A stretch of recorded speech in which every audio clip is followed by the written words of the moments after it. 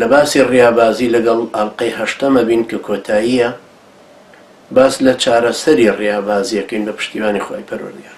خی گەورەش یارمەتی دەرمان بێ و چارەسەری خۆمان بکەین و ئەوانەی کە توش بووین وەکو ڕیابازی وەکو سیفەت و پیشە گرتویانە بەڵکو هۆشێکی زیاتر بخەنە لای خۆیان و کۆڵی لێ بدەن و تەوبەی لێ بکەن.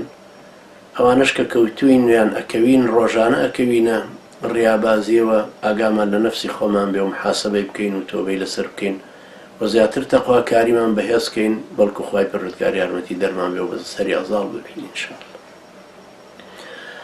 یەکەمین هەنگاوی چارەسەری نەخۆشیەکان هەموو نەخۆشیەکانی دینداری ناسینی خوای گەورەیە.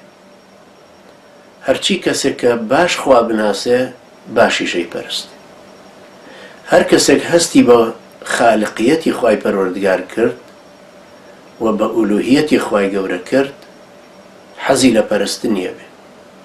بۆیە شارەزابوونت لە ڕبوبیەتی خوای پەروەردگار لە پەروەردگارەتی خەلق و ملک و زەرەر و نەفع و تەسیر و تەصویر و ئینشاء و جعل و ئیبداع و ئەمانە هەمووی کە صیفاتی خوای پەروەردگارن لە پەروەردگارێتیە تا زیاتر سەرنجیان بدەی وردەکارانە سەیریان بکەی زیاتر حەزت لە خوا پەرستێکە ئەبێ. خواناسیت باشتر لە دڵە ئەچەسبێ. خوای گەورە فەرمێ وەکەذالک نوری ئیبراهیم مەلەکوتە السەماوات والأرض ليكون من الموقنين. سيري نهاية آياتك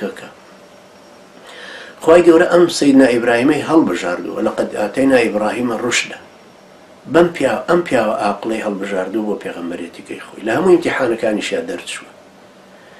بەڵامە فەرمێ ئەم دیاردانەی گەردوون و ژیانی هەموو یەک نیشانە دەین بۆ ئەوەی بگاتە یەقین.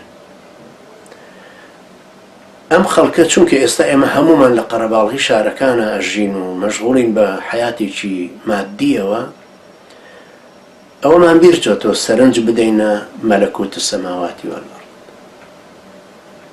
ئەمە یارمەتی دەرێکە بێ بۆ ناسینی خوای گەورە و ناسینی خوای پەروەردگار سەرچاوەی هەموو معریفەکانی ترە چارەسەری ئەم نەخۆشیانەشە. لەبەرەوە دائیمە هەوڵ بدە ڕۆژانە شتێک زیادکەی لە ناسینی خوای پەروەردگار.